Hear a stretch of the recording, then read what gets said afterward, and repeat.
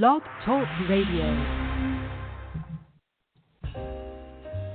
Live from Washington, D.C., it's Quintessential Listening, Poetry Online Radio.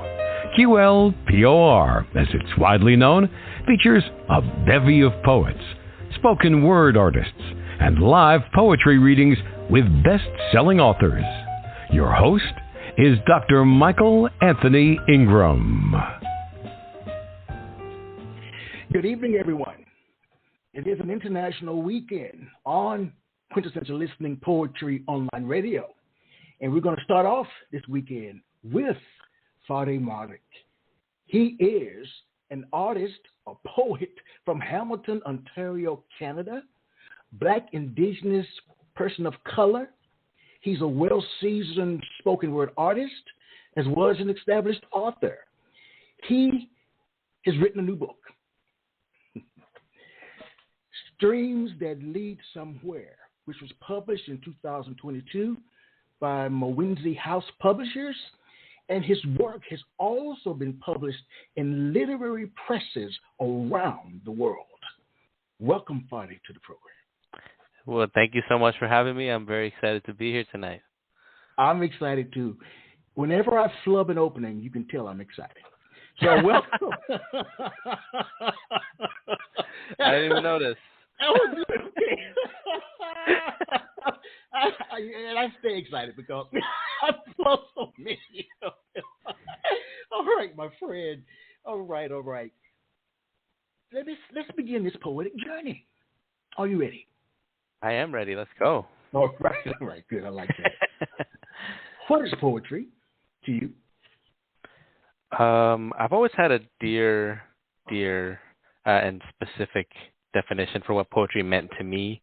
Okay. And that is, I think it's just when someone who claims they're a poet, and I think anyone can be a poet in different capacities, but I think someone who claims they're a poet and they own that, just try to talk about something they care about in a beautiful way, in a way that makes you feel something, is a poet. And so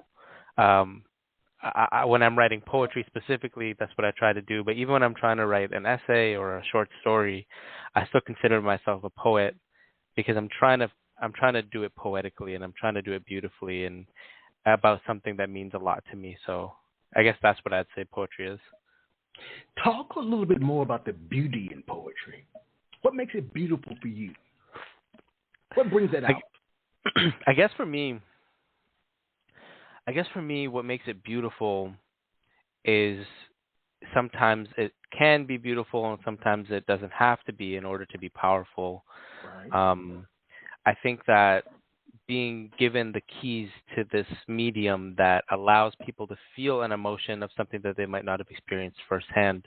I've had people read my work and say, oh, well, I'm not Muslim, but you made me kind of feel what it feels like to be oppressed in an Islamophobic way. Or to have that kind of experience, and to have the ability to give that to someone and say, well, here's how it feels on the other side, is both ugly and beautiful, but overall just really powerful and something that needs to happen. Okay. So that's why I think the act of doing it is beautiful, because it allows that exchange to occur. Okay. All right. So, as you think about it on a macro level, potentially, why is poetry important? I ask myself that all the time when I'm thinking about my career. All right. No, I mean, of course it's important. I think it's ultimately important. I think it's so important to be able to provide art and culture to the world and provide something. You know, it's funny because just today, I'm a poet, and before I became a poet, I was trying to be a doctor, and I was always kind of in this culture system where it's like, oh yeah, you know, your parents want you to be a doctor, your grandparents want you to be a doctor, and my mom presented to me this notebook that was my grandfather's, who I never met, that was filled with poems, and I thought of I thought of his role in my family tree as like a provider and someone who, helped raise his kids. And I never thought that one of the most impactful things I would get from him is this book of culture and thoughts and feelings that he put together. So the ability to take that and provide it for the world, to give the world something beautifully permanent and say, well, this is a little snapshot of what my experience on this world was at this time, I think is important in just cataloging the history of the world and also just in reaching out to one another and being able to create connections within society. All right, all right. One of my recent guests, he's a doctor and a poet. He was a doctor first, now he's a poet. And he hails originally from Pakistan. So, really? Yes, I'll introduce the two of you. We had a wonderful conversation. May I ask what his name was? Yes. Dr. Arif Ahmad. Arif Ahmad. Okay, I'll have to look it up. I'll help you. I'll introduce the two of you. Yes, he's a great man. Great man. I admire him so much. Please share with me an early experience where you learned that poetry had power. Well, I'm going to go ahead and not cite my own poetry, but okay. I am going to cite the poetry of someone who greatly inspired me. So growing up as a big fan and immersed in the culture of hip-hop, I was really inspired to create conscious lyricism based on the workings of Lupe Fiasco. Okay. And Lupe Fiasco was one of the earliest, and I know he's a rapper, but to me he was always a poet. And people in that same wavelength who created conscious, meaningful work in a musical sphere where I didn't care for things that weren't conscious. People, my family and people who looked like me were going through too much for me to distract myself with things that didn't scratch my brain. And so I found a commonality in terms of my mind with artists like Saul Williams and Lauryn Hill and Lupe Fiasco and Mos Def. And so the Def Jam poetry slam actually was my first exposure to that world. And I think it was after my first ever breakup that I heard a slam piece by was it Shaheen? It was about love. Okay. And it just made me feel things that I had bottled up for so long in such a real and visceral way that I knew that this was something so much more powerful than I had given it credit in the past. And that was my intro to trying to get into that community. All right. Very nice. Very nice. Please share a poem. Yeah, I'd love to. I'm going to share a poem that I am very fond of from my book. So just to preface, when I was writing my book, some of the poems that I wrote them in a literary sense, which means I took into account line breaks and form and structure.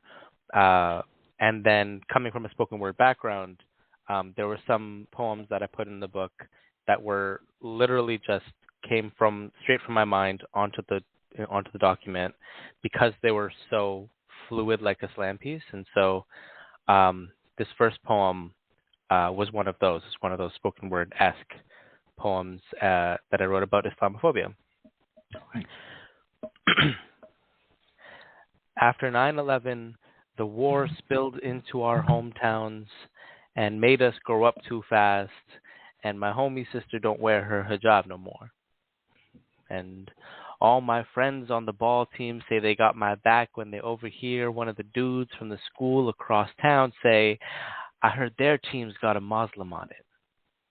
and my face stays a silent obelisk, a statued testament to normalcy as I barely hear him. Yo, my ears have no capacity for bigotry ever since they were flooded the other day with the sounds of mosque windows smashing open to an uncensored night sky.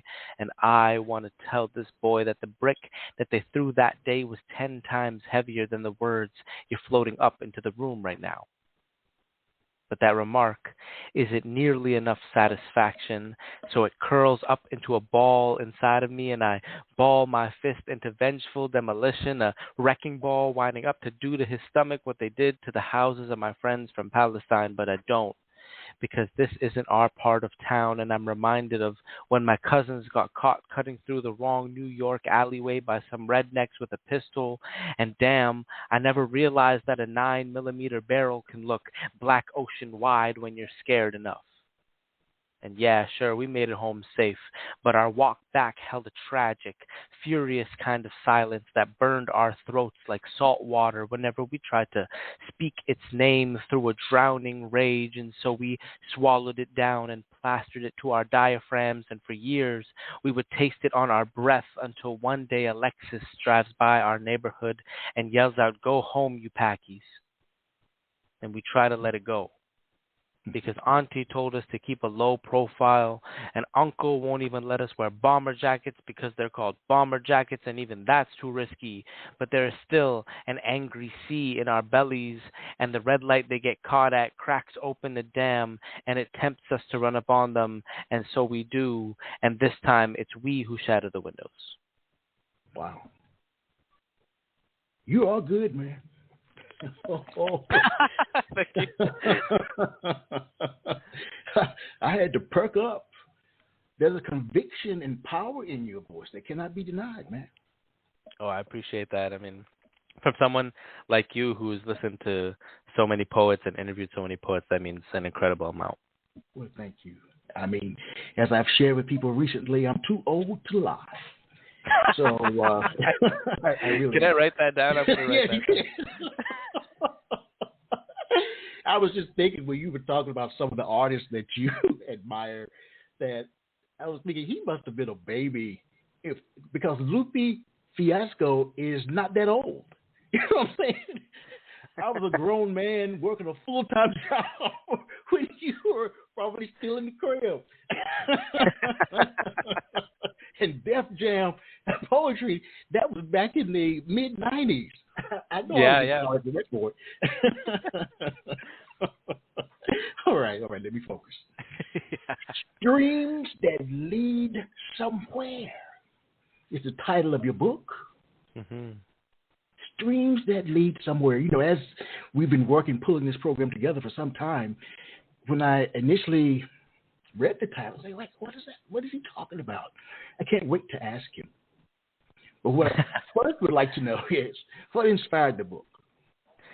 The book is something that was cumulative of a dream that I've had for a long time. I think that just the dream of one day having a book and having something that you could stamp and say, this is mine, and it's permanent, and it's something that's going to mark the world. That was always something that I wanted. I didn't know how I wanted it. When I was thinking of being a doctor, I thought that maybe it would come out in medical books or medical textbooks, and couldn't be happier with it being a poetry book and something that's conveying that kind of emotion. The book was born from a conversation that I had with a dear, dear friend of mine. Her name is Joy, where we were both, I think at this point we were both clinically depressed.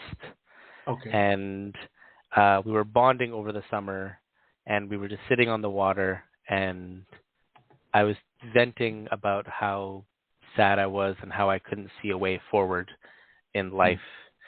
And she told me this, she said this sentence that always stuck with me, and it was, no matter how weak or trickling or small the stream is, if you follow it down, it'll lead to something like a lake or an ocean. And she said, it doesn't have to be perfect right now, but if you just stick with it, I promise you it'll get to something. And so this book, if you read the foremost poem before the actual poems start, like it's in honor of the people who are seeking that, and it's in honor of the people who took their own lives and never got to do what I got to do and get past that, because depression and suicide are very real issues, and having firsthand experience with that's a big thing for me to address in this book. So that's kind of the idea that birth can make it a stream that led somewhere by the end of it, starting off in this place that's dark and desolate, and slowly showing through these experiences, through poems, how you can evolve and grow and persevere to someplace better. All right. Would you mind reading the dedication in front of your book for us? Yeah. So the dedication at the beginning of the book reads, "The desperate feeling of Tylenol forcing its way down an already dry throat. This is a yarn that unravels into the beauty of a stomach pump, but still won't let you forget the overdose. For those waking up at the stream, and in honor of those who never got to." I'd like you to share that one more time for the people in the back. For the people in the back. I want everybody to hear it. The desperate feeling of Tylenol forcing its way down an already dry throat. This is a yarn that unravels into the beauty of a stomach pump, but still won't let you forget the overdose. For those waking up at the stream, and in honor of those who never got to.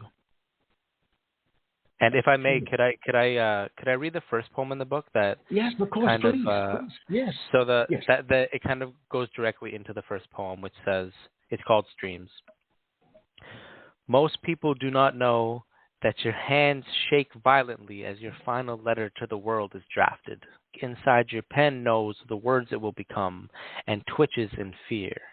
Wrists summoning what little flight there is left, I try to describe that the blackness my eyelids provide in between sweet blinks is a fleeting high, and that these ribs have been cold like jail cell bars for as long as I can remember. Then one day, I woke up barely alive, next to a trickling stream, still coughing up the river Styx onto grass greener than I first realized. And I may as well see where this leads. Thanks. Wow. Mental illness is not a joke. No. As someone who lives with mental illness, depression, anxiety, some of those things, it's nothing to play with. It can be truly crippling. Definitely, yeah. Yes, and you don't often know or see a way out. Wow. Yeah, absolutely not. And I mean, I've been told repeatedly over the years that, I wouldn't peg you as someone who would have gone through that or would have been going through that. And I tell them, there's no pattern that you can tell on who is going through what. Oftentimes, the people who seem the least like they're going through it are the ones who are going through it the worst. Yes. So it's just spread love, be kind to each other, be just great to one another, and that's what I'm here to preach. So as you think about the predominant themes in the book, what would they all be potentially? Sorry, could you repeat the question? Yes, I'm sorry. The predominant themes. The predominant themes. So I like to reference two main ones that I think the book addresses in an innovative way, and that is mental illness, intersectionality with racialization, social racialization. And so how do these two ideas connect? That when society deems you a terrorist, and they say, you're a terrorist, go back to your country, how does that have an innate effect on your psyche, how you perceive your identity in this country that you are not even sure is a home. It certainly doesn't accept you like a home. Yes. And then how does that affect your mental health? As someone who I was dedicating every hour of my week for years to be a doctor, to help others, and I'm not deserving of that. I shouldn't be in this country. I shouldn't have that opportunity to do that, was something that I definitely struggled with for a long time. And so one of the things that I really wanted the book to focus on was that intersection specifically of how these racialized and racially charged experiences influence mental illness. And then as a subsect of that, I talk about familial trauma. And I think I've only met one person who's picked up on that theme. Okay. But shout out to Brendan DeCares. But he said, well, one of the streams that you're talking about in the book, is it the stream of your family, your bloodline? It's like a stream of your bloodline. And I said, yeah, like familial trauma is a huge theme in this book. And how do these mentally illness and racially charged intersected experiences then pass down in your family? How did something that happened in Pakistan and through colonization now affect my family in this day and haunts us? So those are all things that I think are the major themes of the book. Right. It's funny. I was reading about the partition, 1947, last night. Really? Wow. Yes. And actually, I watched a couple of documentaries on YouTube about it. So my second book that I'm working on now is one of the research topics that I'm going to be engaging with is my family lineage with partition, and how those things have kind of influenced my family, because the second book is going to focus a lot more on personal identity and familial identity, immigration, stuff like that. So knowing what you know about the world, my question is, and what you've experienced, does it hurt you to write poetry? If not, why not?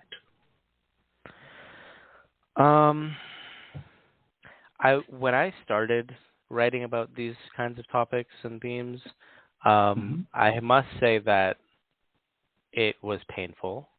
Okay. Of course, I mean, to talk about that kind of stuff and delve into, I also say that everything in my book is autobiographical. There's no fiction in it. Okay.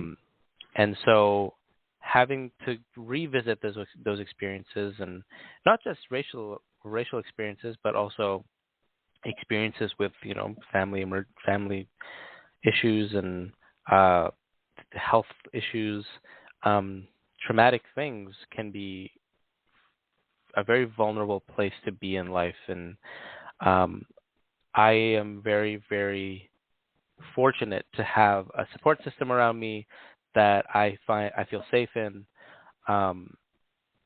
So I'm at the point now where I don't find that it's painful as much. I mean, it'll hurt for a little bit, but ultimately I feel like if the goal is to provide an olive branch to someone who is going through something similar and could use the words that I could have used at that time, then it softens the blow that writing that poetry hits me with, because I know that it's for something bigger than myself. All right. Please share another poem. Yeah. Let's go to... I'm going to share a different topic poem. Or actually, you know what? We're on the topic of mental illness. I'll write a poem that... I'll read a poem that's about depression and my experience with depression and simultaneous experience with a friend who is going through depression. You know how sometimes you have that feeling of, I can give everyone around me good advice, but when I can't follow my own advice. I do it all the time. Oh yeah. so Boy, this do I poem, know that one. This poem was kind of inspired by that. Of oh, I can see so clearly that this person is depressed and how to help them, and but I can't see it myself and in myself, and so this is something I wrote for a friend of mine. It's called "Depression is as bloody a battle as any." I asked her about the scars on her arms, the strongest person I knew. I refused to believe it was any reason short of that she was catching eager grenades, clasping them shut in a prison of knuckles and fingers, shielding others, a smile on her face as if there was no regard for shrapnel. She had been washed in the flood of catcalls and inequality for so long that she finally saw windows that needed breaking since doors refused to open. She was the kind of person who would smash through glass ceilings and lick her blood clean in satisfaction. I overheard that she stole so much opportunity from life that death himself was furious, and as the Grim Reaper tried to cut off her hands in punishment, his strikes refused to slice deep enough. His scythe broke on her Nemean lioness' thick skin. And then I think she saw Trump's wall and winced as she wrapped her hands finger to wrist in its unraveling barbed wire crown, or actually, they were probably bite marks from wrestling crocodiles in the Nile. No, she's the kind of person to grab roses by their thorns, hug them tightly, and promise to love every part of them equally. She shook her head and told me waged wars aren't always deafening cannons, that struggle isn't some marvelous thing, and that her battles were hushed and overlooked. Nothing but a whispered conversation between a girl and her razors. I need a second for that one. Maybe two. And the idea for this poem, I was very inspired by a poet that I'm blanking on the name now, but there's a poem called Black Girl Plays Violin on Her Arm. All right. I believe. Mm-hmm. And it was about, treating the violin like the arm, and how self-harm is often like music, and it was a feeling that I really wanted to capture in this fantastical way of how we look at someone who we think is a superhero, and we think, no, I mean, they can't be going through that because, it must be crocodiles in the Nile, and it must be this other thing, and oftentimes it's those people who need the support, like we said before, and so that's kind of what this poem came from. Now, on the cover of your book, is that you reaching up? I like to think it's me. All right. It's funny because I had a friend do a mock-up of a cover for the book that had me in the middle. Okay. And I ended up loving the artwork, but not loving the idea of having me on the cover, so easily identifiable as me. Because if you know me, I have a very specific style. I'm always wearing a headband. I'm always having the same haircut, beard, and a hoodie. So for this thing to look so identical to what I look like every day, I don't know. It felt a little like I wasn't keeping it accessible for people who were looking at the art. And so I found this. I believe there's a Swedish artist, and I was just going through some graphic design stuff, and I found this one artwork because it was representative, and it felt representative of me in the middle of the artwork, but it wasn't explicitly me, or I should say exclusively me. I think it's something that a lot of people can look at, and it looks like a child on the front. So it does, actually. I think a lot of people can look at that as a past version of themselves reaching up at this goal or this place they want to be, not being there yet, but having the desire to get there. And that's kind of the feeling I got when I saw that art. So I guess it's me, but it's also, I hope, the reader. Oh, very nice. Very nice. Now, during the selection process of your poems, how did you decide which poems to choose?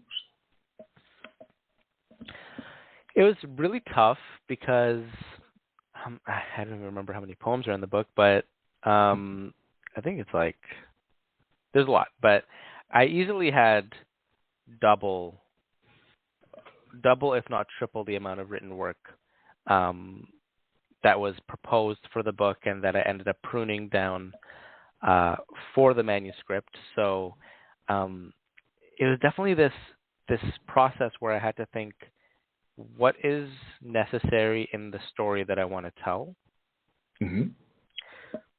What themes are being spoken about that I feel are important to this journey that I want the reader to go on? Because again, it's me telling a story that I know how it ends. I know how I want the book to end and wrap up, but the reader doesn't. So looking at it from their perspective, which poems are crucial to that development they go through, they're going to be like, wow, I really understand why this was here. So there's definitely a great deal of the poems that are like that. And besides that, there were, I've done a couple interviews, in print interviews, where people have been like, why was this poem in this? Because it feels like an anomaly to me. And those are generally, you'll notice that some of the poems have the names of the 7 deadly sins. I believe there's sloth, there is wrath, there's pride. And there was essentially, I think there's also greed. And there was essentially 7 of these for each one. I ended up planning to write seven deadly sins poems, one for each. And what ended up happening was, it felt not authentic to add it into the manuscript without a tether to the overall theme. And so I said, okay, well, I'm going to write a poem for each of the 7 deadly sins as I feel like that sin has set me back in my journey.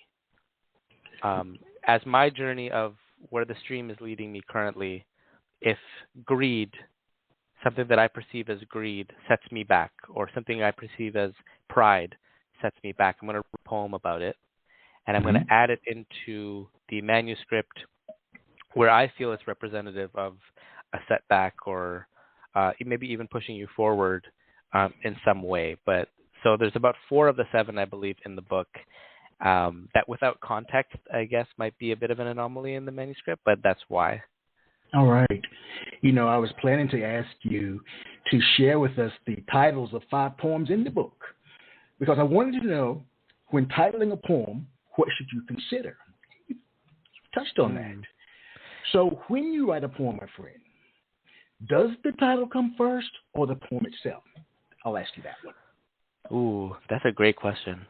I will say that the only time, so my general answer is going to be that I feel like the title comes after. Okay.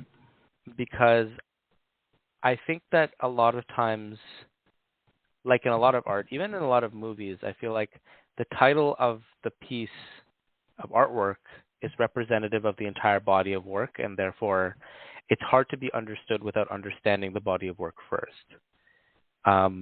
Like, for example, the book that I wrote is called Streams That Lead Somewhere, but the title of the book is really representative of the journey you go throughout the entire book. And so I think that the title makes more sense after you've gone through the journey of the book, and then go, oh, I see why that was called that. And so in general, I would say the title comes after.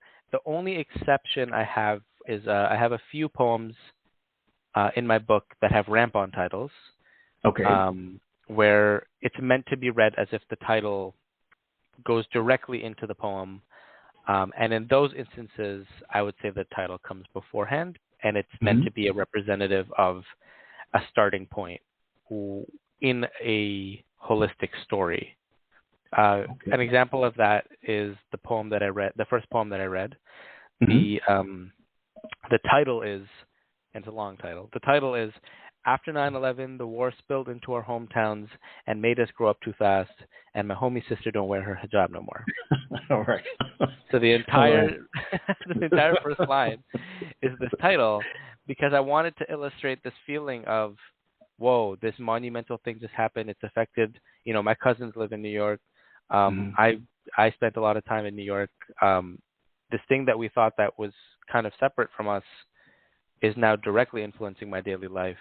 Yes. And now I'm growing up too fast, and now visceral changes, real societal changes are happening. My friend's sister who wore a hijab doesn't wear her hijab anymore as a direct result of that. And so in a ramp-on title, I like to provide like this starting point of where the story will begin.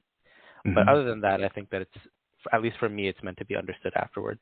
You know, I shared with Dr. Ahmad that after 9/11 happened, there was a new group at the bottom, and the group was not African American at that point. And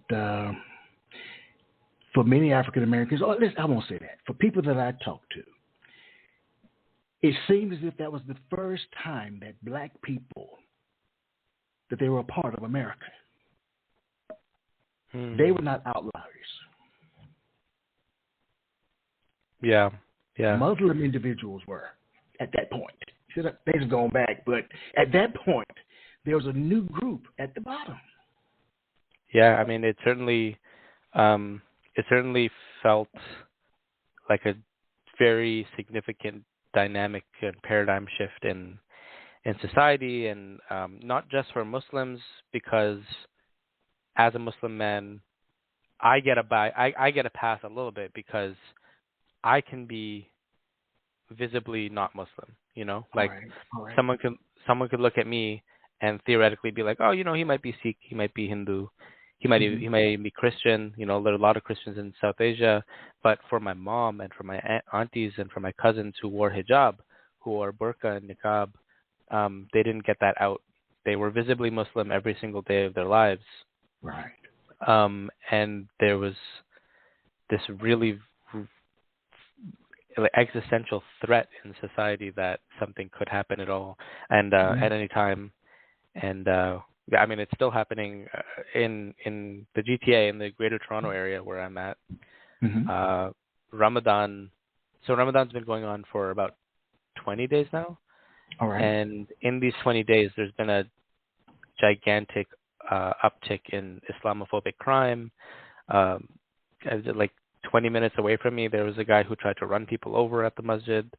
And so it's almost like there is a direct correlation between wanting to proudly be something and then having the pushback from society. And it's something that, unfortunately, obviously the Muslim community got a taste of it, but it's something that the Black community has been going through for a long time, and something that I wholeheartedly try to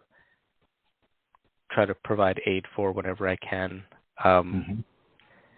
because there is a resonating emotion and feeling there a lot of the time that I feel like can build bridges. You know, my question that I've asked for over 300 and probably 50 times now is, because there is so much happening in the world, the good, the bad, the ugly, as well as the indifferent, what do you, Fareh Malik, view as being the role of a poet in modern day society? And I'm going to let you think about that really quickly. We're going to take a brief break, and we'll be right back. Okay, great. All right.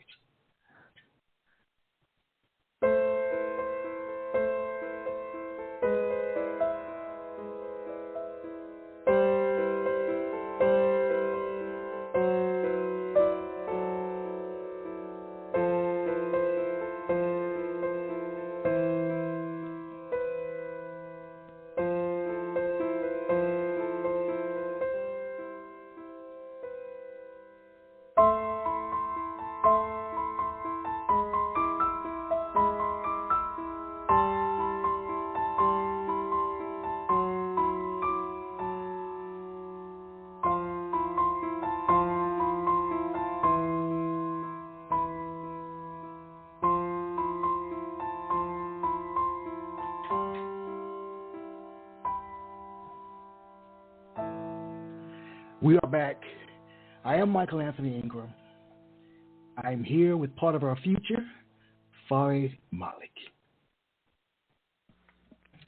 What do you view as being the role of a poet in modern day society, my friend? So, my general answer because poets can be lots of things, Yes.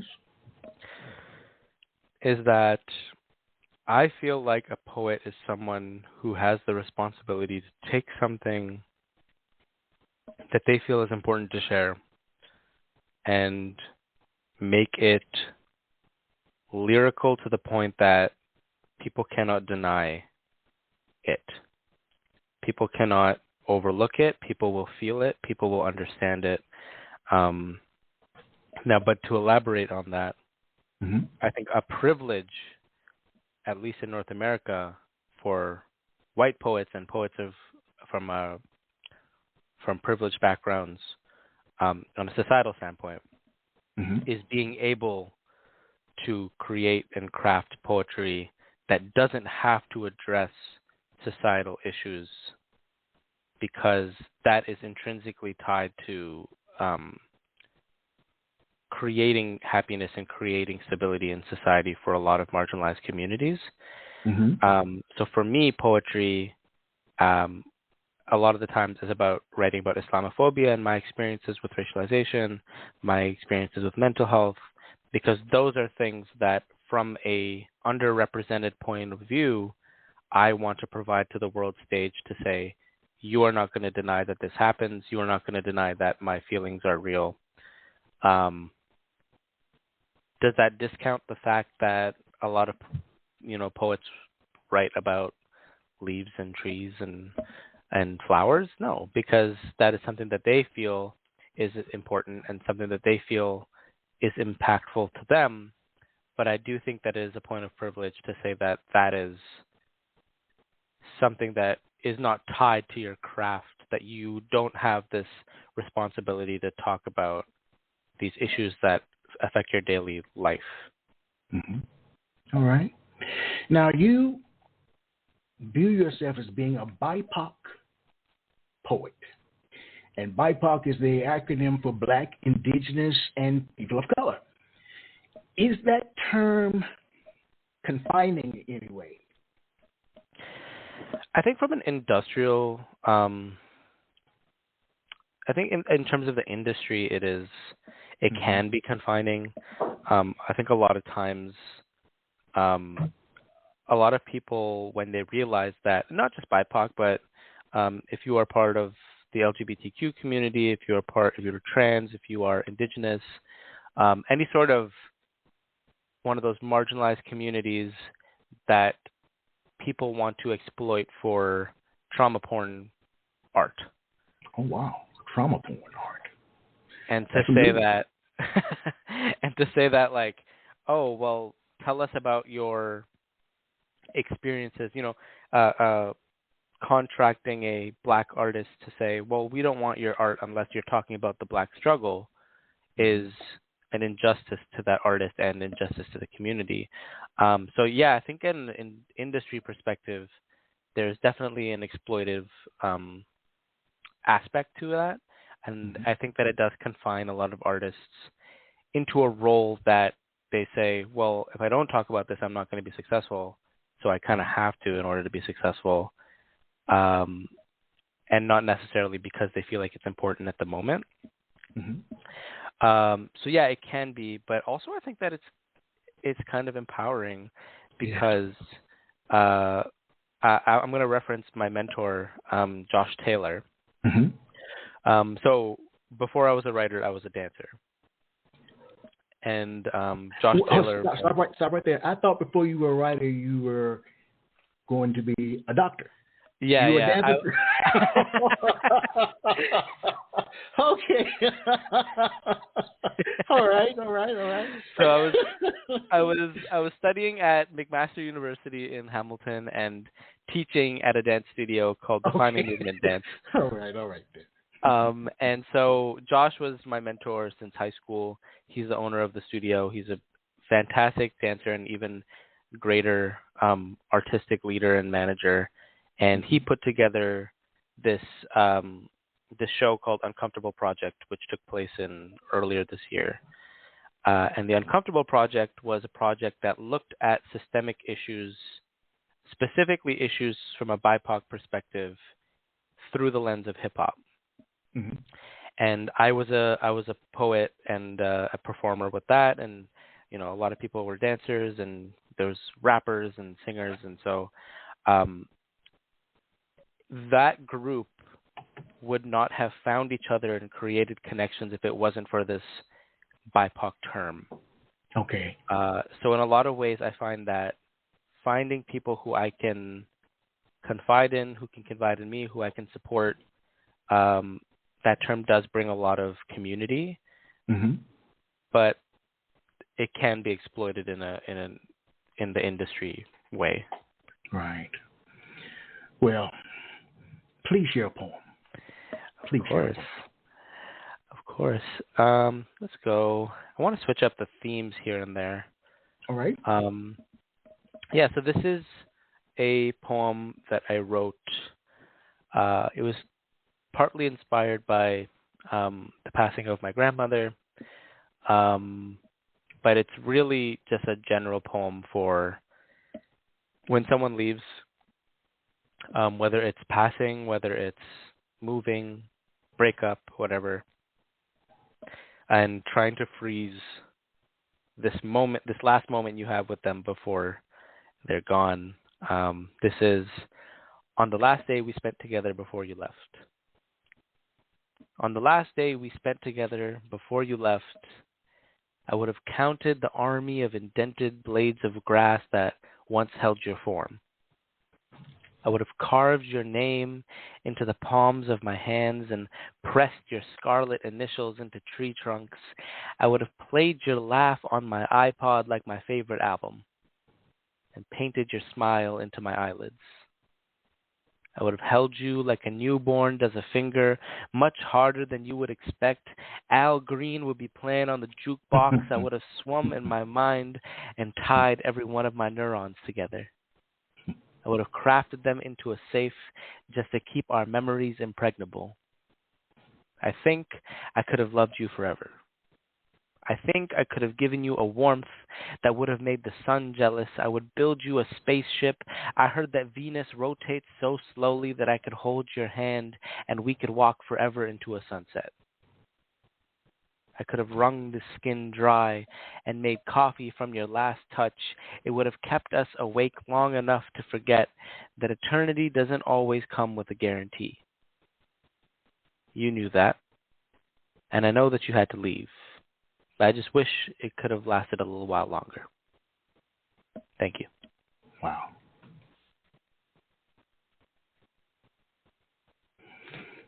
Fareh, some poets claim that a poem is like a living creature. Once it's out there, there's not much you can do to correct or improve it, while others edit meticulously, not leaving much from the original draft form.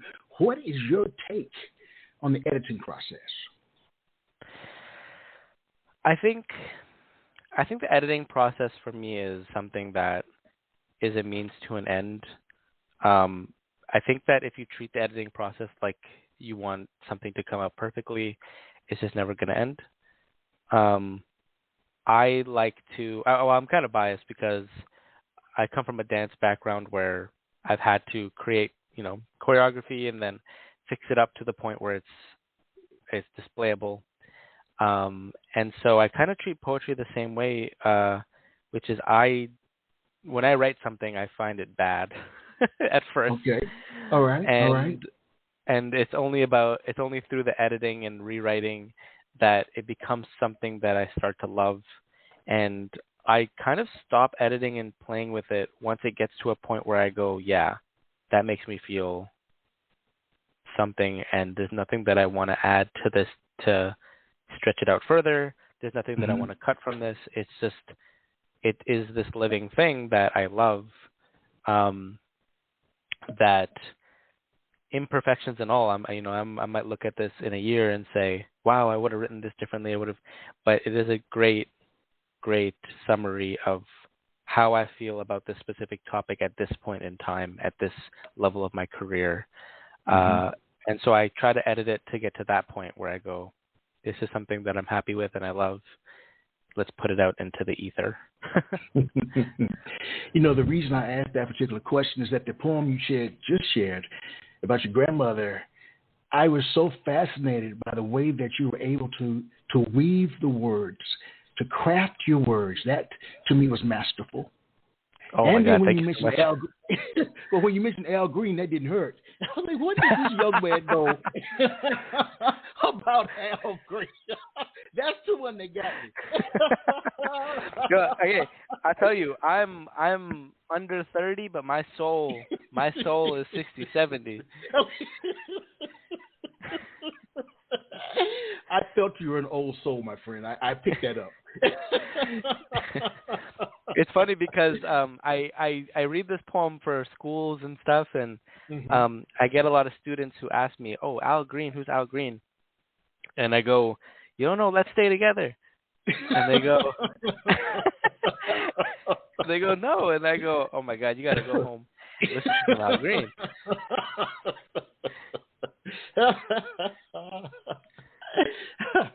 I want. Has a poem you've written ever humbled or frightened you? Humbled or frightened me. There's a poem that I wrote recently that I'm starting to use my words. So it was my second book. I wanted to be part poetry and part essays.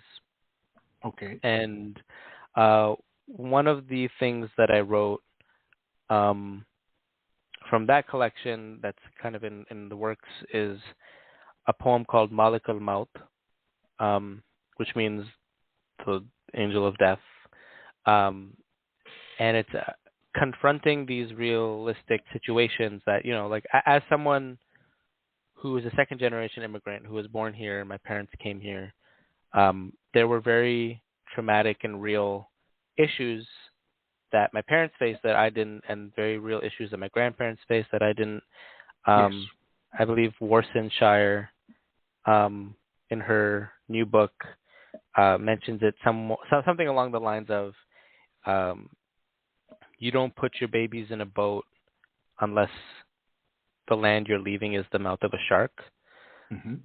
And so confronting these very real issues that not just my parents, but refugees coming now faced, and facing my, I guess, for lack of a better word, privilege in comparison to them not having to go through that, and the different sets of situations we have is something that I had to really embrace and write about. So in that poem, I took a look at that, and it did really scare me at first, because it's something that I hadn't necessarily thought about in an artistic sense, that I really had to be okay with moving forward. Wow. They say that to see the world with complete honesty, one should look to comedians, musicians, artists, and poets. What do you think emerges naturally from your work? What emerges from you? You mean in terms of topic or just anything? No, just what do you bring? What do you bring to your work from inside you? I think if I had to differentiate me from people who I see or read, and something that I like to stamp as something that I bring is, I feel like I bring a musicality or a flow, a fluidity to the work. Okay. It's fitting of a book that the metaphor is water.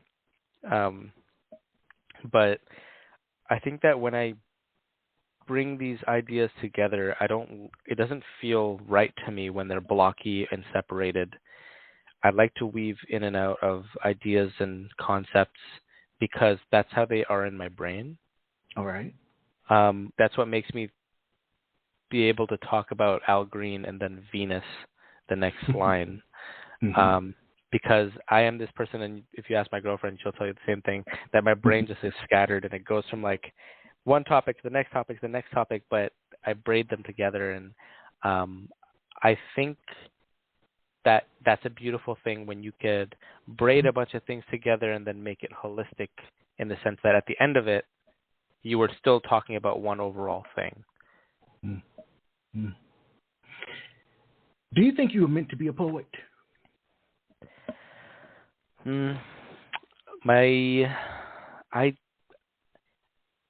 Honestly, I think so, and I think about it a little bit long because I think that there's a few things that I've tried to be and have wanted to be that I could have been okay at, but being okay at something is just being good at something when you're devoid of the passion for it. Okay. So who's to say that I'm not just okay at poetry, but I have a passion and a work ethic for it? Mm-hmm. Like when you're in school and they say, "Oh, you got a B, that's fine," but if I loved the course, I would have gotten an A. Mm-hmm. That's how I feel about poetry versus other things. Is that I feel like I could have gotten a B in a lot of things in life, but there's not a lot that make me feel like I'm earning myself an A+ every day. And that is what poetry is to me. So, yeah, I guess, yeah. We're almost at the top of the hour. Can you hang with me for about 10 more minutes? Yeah, for sure. Okay. All right. I'm having a good time right now. Okay. I just wanted to make sure. Because I know you want to eat. So I just wanted to make sure. We'll take a break at the top of the hour. Give you an opportunity to. Now, okay. Now, we know that you love poetry. What surprises you most about being a poet? That's what I want to know. What surprises you? I think one of the things that surprises me, and it might just be a deficit in like who I am as a person, because I'm the kind of person who, if I see an opportunity to plug someone, to help someone, to allow someone a networking opportunity or a pathway to success, I'm the person who is most likely going to go out of my way to do that for someone. Mm-hmm. Like I've had people come up to me and say, "Oh, well, did you do a reading at this place? How do I get in there?" And I'll be like, "Oh, I'll CC you on an email to the organizer right now. Like, you're very talented. I'm sure that they'll take you." And that's just normal to me, and that's always been normal to me. Even in school, someone misses a class, I got you. I'll send you the notes, whatever.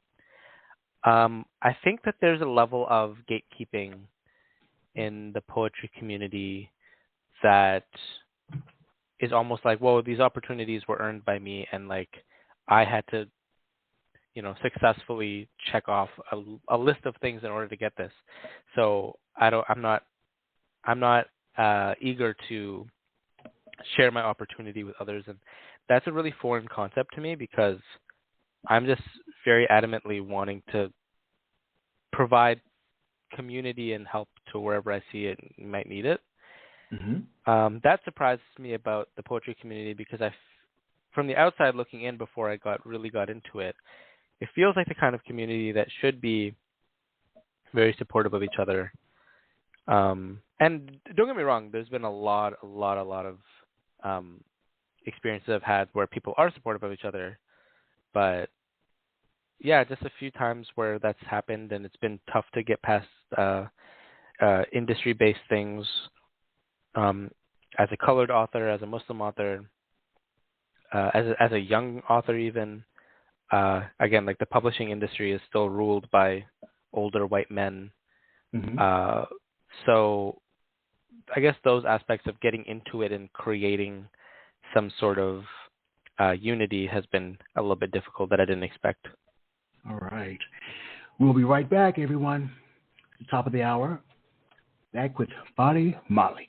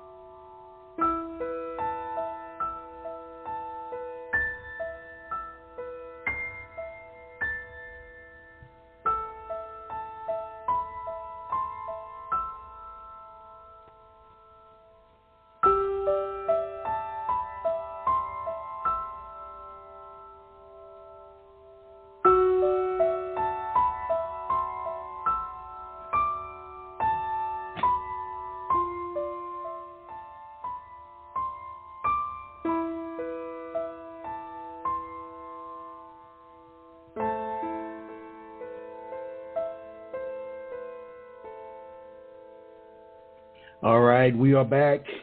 I am Michael Anthony Ingram. I'm here with Fareh Malik. Hello. I'm enjoying myself. you you should never scare. No. It was almost like you walked up behind me and you should never scare the host. I apologize. And I had something really nice to say too.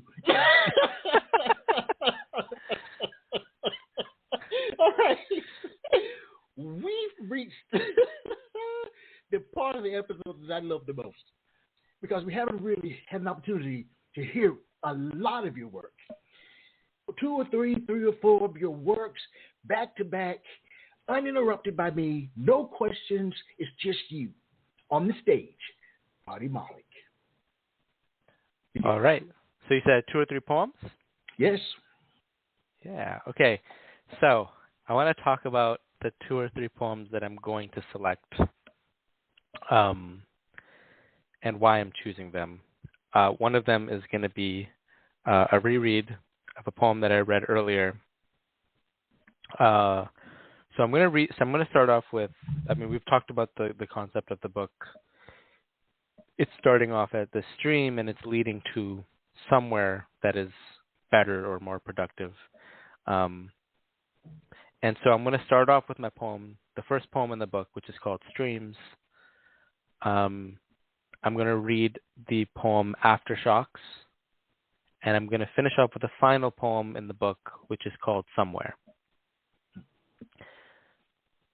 Streams. Most people do not know that your hands shake violently as your final letter to the world is drafted.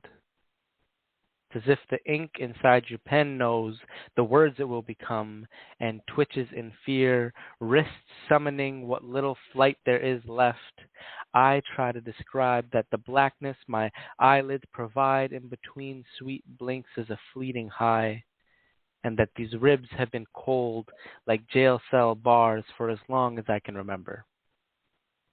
Then one day, I woke up, barely alive, next to a trickling stream, still coughing up the river Styx onto grass greener than I first realized.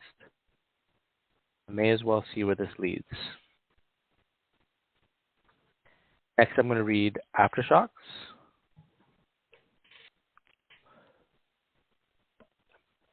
Brown girl once taught me that her flesh was molasses, not for its darkness or its sweetness, because her skin was just as thick. That's how it's got to be to survive. Brown girl only ever cooked with brown sugar for solidarity, she joked. Brown girl said she still felt the anxiety of her ancestors whenever she crossed a border. Looking for checkpoints feels like an instinct brown girl's family hoarded. They built castles of cardboard in the living room, and they savored every bit of what they could call theirs. Her family said it was because they knew what it was like to lose a home, to have a tongue stolen, to have a culture ripped clean from their wombs. At school, white girl told us she's 1/4 Scottish, half British, and 1/4 Israeli. And she asked brown girl, "What kind of brown are you?" Your guess is as good as mine. And finally, I'm going to finish off with the final poem in the book, which is called Somewhere.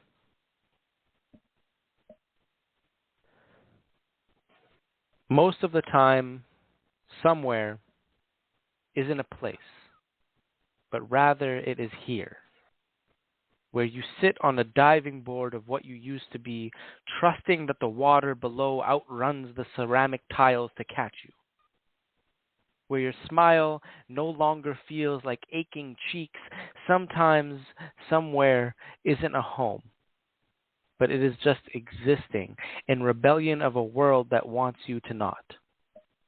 Sometimes, somewhere is putting that first quarter in a piggy bank, like your heart has finally changed its locks to something that you might actually have the key to, that a shower is no longer a temple worshiping the art of breaking down, when the grocery store's ethnic food aisle stops feeling like the only piece of home left. All of this is somewhere. and somewhere is where we are born. The stones in our backpacks ripening, deciding to be mangoes instead, beard now chin drenched in juice. Us, still looking for oceans, but now sure that they're out there somewhere.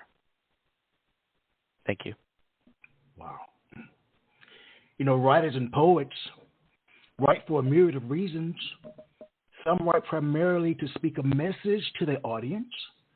Others write because staying silent is not an option. Why do you write?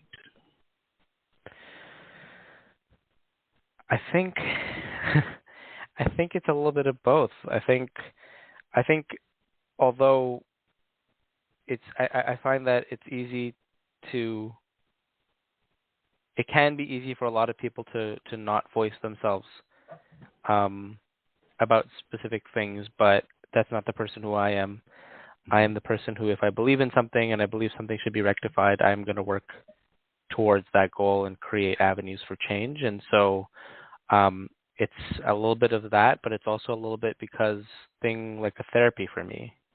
Okay. To be able to reconcile these experiences with myself, and in this final poem that I read, still having the imagery of suicide and depression, and paralleling the last poem in the book to the first poem in the book, and how they talk about similar themes, but the tone of them are different. I think are ways of me to cope with my own issues and overcoming those things and seeking a therapy with regards to those. So it's a little bit for me and it's a little bit for the world, I guess. All right. We've come to the end of our poetic journey, but I've got to ask you, will you please share one more before you go, man? Just one more, like an encore, please. Oh, of course. I was saving one in my back pocket. All right, I like that. This poem, it's about. So I was born in Toronto, like downtown Toronto.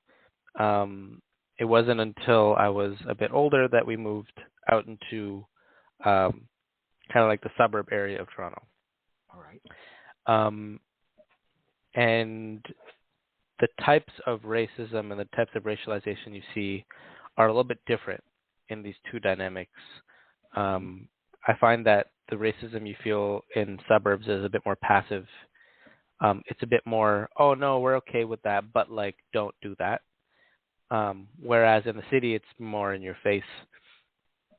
So this is a poem that I wrote about being one of the few colored people in the world that I saw at that time in my life. All right. Where everyone I looked around me, no one really looked like me. And the home that you find when you seek a family that you've chosen of people who kind of can resonate with that. So this is called Colored Boys in the Suburbs Are a Novelty. On a sweltering Tuesday, me and Dylan pack into my beat-up minivan and bump our stereo damn near to its limits. We push out Lupe Fiasco and Nas records on inadvertent Caucasian ears. The volume knob spins halfway backwards like our necks do on a double take when we see the cop cars. The police here don't hide their prejudice. We go back and forth, rapping along to Illmatic. Nas told us that the world was ours, even if the white boys at school told me to go back to my country for saying, I hate the winters here. We break dance after school and play basketball in our off time. These are the colored boy territories, and here live all of my friends, varying shades of rich mocha under echo and FUBU-adorned battle armor.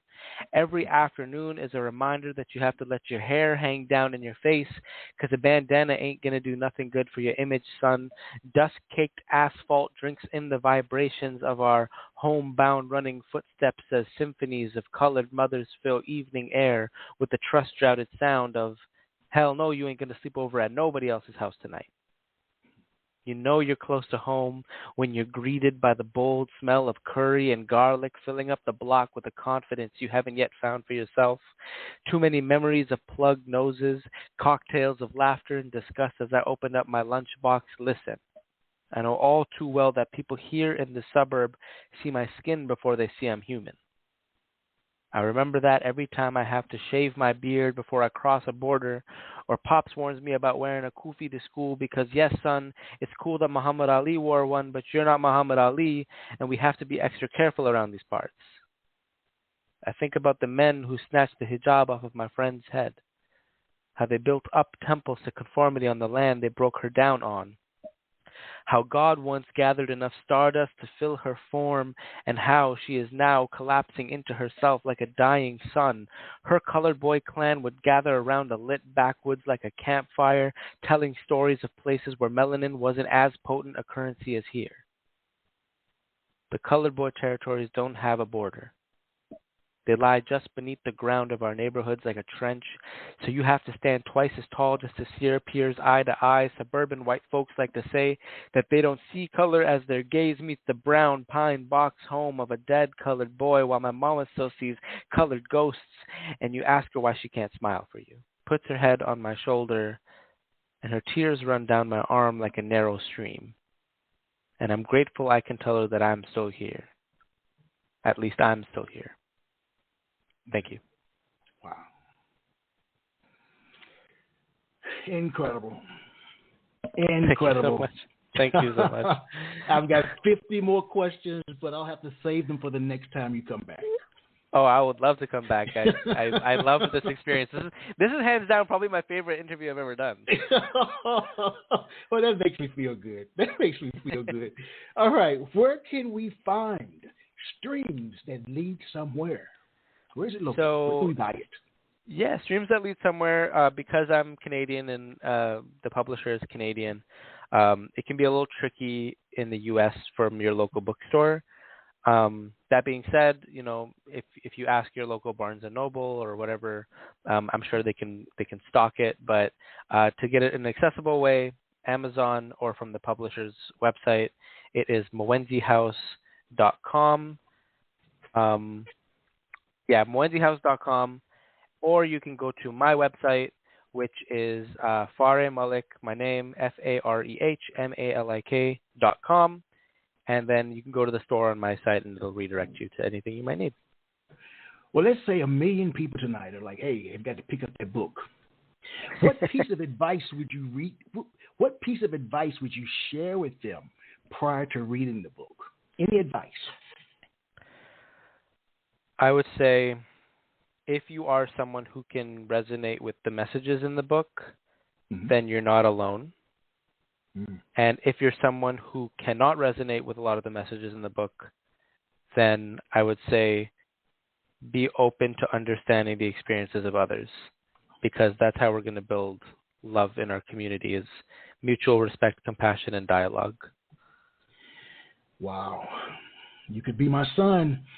Because I talk about the importance of empathy all the time, that we have different lived experiences. And that through empathy, that if you can't understand, I say it all the time, if you can't understand another person's story in totality, attempt to resonate with the feelings that go along with that story. Because there's a universal commonality in terms of our feelings. We all know sadness. We all know happiness and joy. So that's where to begin. If you don't understand, read those words. What is he saying? What is she saying? What's happening? What's next for you creatively? Right now, I'm working on some projects. I've been very excited to write for some really cool projects, some environmental projects. I just worked with a friend of mine on a short film script for the Toronto Raptors. Wow. Which is like my dream because I love the Raptors, and a couple other things that I'm working on. But my big one right now is focusing on my second book and the research for that, and trying to create something a little bit more concrete in terms of form. I wanna get into some creative nonfiction and start talking about experience that way. Well, whenever you finish your book, send me a message because I want you to come back. Oh, of course. I'm happy to come back anytime you want. I plan to follow your career because you're going to soar. Oh, thank you so much. I appreciate that. No, I mean, hey, like I said, I'm too old to lie, and I want you to claim victory in that regard. All right? I will. All right. All right. Fareh Malik, everyone. On a Thank Saturday you so much night, for having me. Yes. And to our listening audience, as I share with you every time we're together, let poetry ring somewhere throughout the land. Good night, everybody. Good night, Fareh. Good night, everybody, and good night. Quintessential Listening, Poetry Online Radio, is available on iTunes, Spotify, SoundCloud, and Stitcher. You can also check out the website at qlpor.com.